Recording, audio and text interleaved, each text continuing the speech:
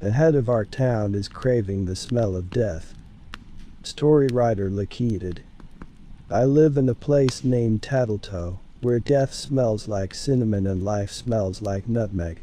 All because of the wonderful bakery of Mrs. Holly, where I work every day surrounded by the most delicious scents in the world. I have to admit that I have grown a little opposed to cinnamon, though to the point where I feel nauseous just getting a sniff. Unfortunately, the death rates have been skyrocketing lately, and the snickerdoodles, cinnamon buns, and banana bread have been piling up in the bakery, almost leaving no space to work. They haven't been picked up yet by any of the exporters, and I kept wondering what would happen to all these goods. Mrs. Holly didn't say a word about it, though, and I wasn't sure how to ask. Luckily, we can balance out the smell from time to time with some vanilla, chocolate, or strawberry scents only Mrs. Holly and I smell in the kitchen. We wouldn't want to give the town any strange ideas. Deborah, get started on the frosting for the cinnamon rolls. Those are his favorite for some unspeakable reason. She mumbled. He? As in Mr. V? I shouted. A feeling of both excitement and fear swept over me. He wants cinnamon goods. Mrs. Holly nodded silently. Mr. V was the head of our town. The man who doesn't live in Tattlettoe, but controls it all. I guess you could call him our mayor, except he is more of a businessman who funds more cities, towns, and projects than you could ever imagine. The town had been preparing for his arrival for days now. Thrill and excitement were filling up the air. The big statue of Mr. V at the marketplace had been cleaned and polished.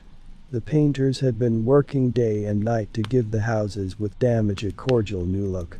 Every shop owner had been updating their store windows in the most unique ways possible. It was a silent competition in which everyone wanted to be the one to impress Mr. V with the most original idea. The nicest one I'd seen so far was the flower shop, whose owner had created a jungle of sorts, with plants growing from all directions. The doll maker had made a toy-sized Ferris wheel, as well as a carousel in which his creepy dolls were taking rounds. The shoemaker had built a theater, including actual spotlights, and his newest collection were the stars. I have to admit that one seemed a tad ridiculous to me, but the man is absolutely obsessed with his shoes. Mrs. Holly and I had been baking new creations, and were experimenting with different flavors. I figured that she was making new goods, because the committee commanded her to. They always want to impress Mr. V, however. Hearing that he asked for something cinnamon flavored was odd, to say the least. I've mentioned it before, but cinnamon only has one specific purpose in Tattlettoe, and that is associated with burning corpses. I figured that the goods get shipped to some bakeries or shops around the country afterward. Hearing that Mr. V likes to indulge in them made me think there might be even more to it. If he ate them, they couldn't be so dangerous after all. The whole time we were baking, she stayed silent. We had grown closer in the time I worked here, and in a way it was like being with my own grandmother. This day was different though. She was cold and distant, and I was afraid to push her nerves. Asking dumb questions could cost me more than some bruises with the current climate. Nobody had real answers to the cause of an increase in death lately. Some whisper they were suicides, others say they asked the wrong questions or stopped working. Unfortunately, burnouts are taken far too literally in our town. There was another thought creeping up in the back of my head though. Could these new deaths be connected to the upcoming arrival of Mr. V? Deborah, you are being given a huge honor tomorrow. Make sure to dress nicely. Mrs. Holly snapped me out of my thoughts. Mr. V asked for our new baker to bring him samples of our goods. I opened my mouth, but couldn't bring out any words. I had never met Mr. V before, and even though he was worshipped here, I was feeling extremely anxious. Besides, he ran the committee, and those bastards commanded the death of my grandfather, simply because he was trying to help people. Mrs. Holly smiled at me sympathetically. "It will be okay," she whispered. The next day I got the basket from the bakery and made my way to the office building of Tattletale, the place where I would be meeting Mr. V. The overall atmosphere in the town center was incredibly festive. The decorations looked even better than yesterday, and workers were arranging benches and tables for the upcoming beer festival tomorrow. A tradition to lift the spirit of the townspeople and a way to forget about the smell of cinnamon for a while. I took a deep breath and walked towards the office building, where one of Mr. V's employees let me inside. I followed him upstairs as he guided me towards the room where Mr. V was awaiting me. Inside the room I saw him. He hadn't changed a bit since his last visit, dressed casually but still radiating a sense of power. In the back of the room was another person though. Someone I had never seen before, and who didn't match either the Tattletale aesthetic nor Mr. V's employees. It was a young man. His dark hair looked messy, he had a bruise on his eye and on his arms. He wore a black shirt with some holes in it, and there were stains on his jeans. Oh, don't pay attention to him. That's an old friend of mine who decided to come along for the visit. Mr. V got up from his chair and gave me a warm smile. "You must be Deborah Deller."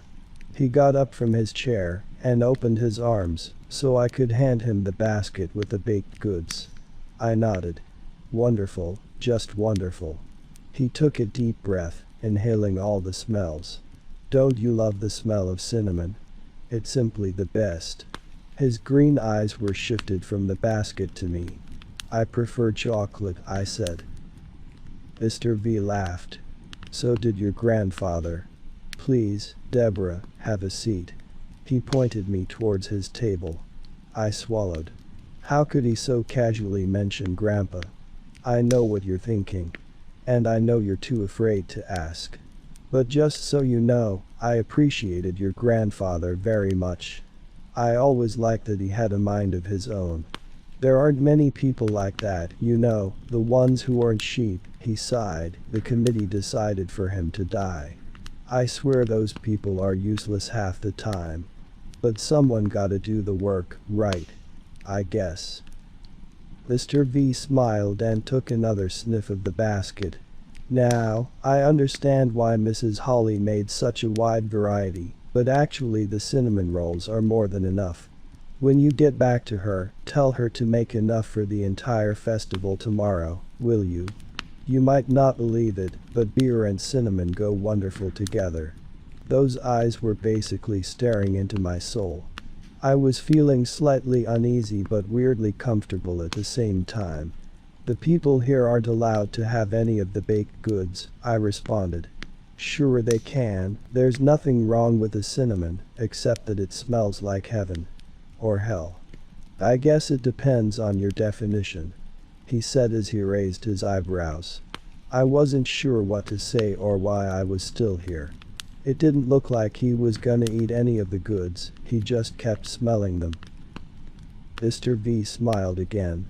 "I know you are a smart girl, and I assume working with Mrs. Holly has given you quite some new impressions of this town, so I feel like I can be honest with you. I want to use the cinnamon rolls for a little experiment, so you can see if the people will break the rules and burn even more of them." I blurted out. My heart was racing at this point, but for some reason I couldn't keep my mouth shut anymore. Mr. V didn't look angry though, he just shook his head. "It shows me their preferences. Cinnamon means death, and I want to see how many of them will happily indulge in the rolls. There's nothing wrong with them, though, you can try one now if you like," he said. I shook my head. "Very well," he continued. "Now let us talk about the real reason I invited you here." I raised an eyebrow, though I had a hunch he didn't just want me to bring the basket. He could have sent for someone to pick it up after all. "I have a job offer for you. Well, for now it would be an internship.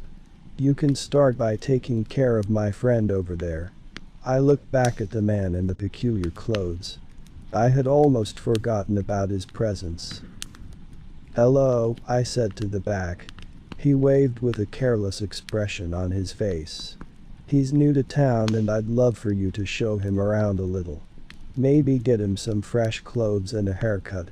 And bring him to the festival with you tomorrow. He's been staying inside a little too much lately." Mr. B laughed. "Do you want me to work as your assistant?" I asked. "In a wider sense, I guess. Deborah, how would you feel about leaving that old bakery behind you and become a member of the town's committee instead?" I didn't say anything, but we both knew what my answer would be. It's not like I really have a say in choosing a job here.